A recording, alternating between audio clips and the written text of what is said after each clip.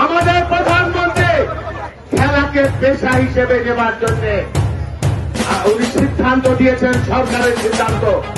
এই যে এলাকার মানুষ, আমরা যুগে যুগে আমরা ফুটবল প্রেমী। আপনারা ব্রাজিলের সাপোর্টার দেখে আপনি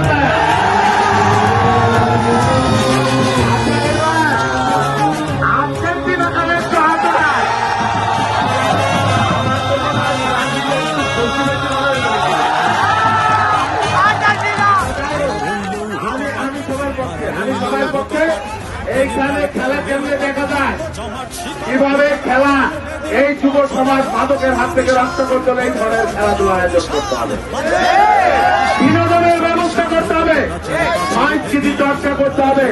ফুটবল খেলা যখন হবে আপনারা একটা গীত টানাবেন, প্রজেক্টর টানাবেন, আমি আপনাদের খরচ করে আপনাদের পাশে থাকবো। বাজা তোর গলায় বিষাং ধ্বংস নিশান প্রাচীর প্রাচীর ভেদি।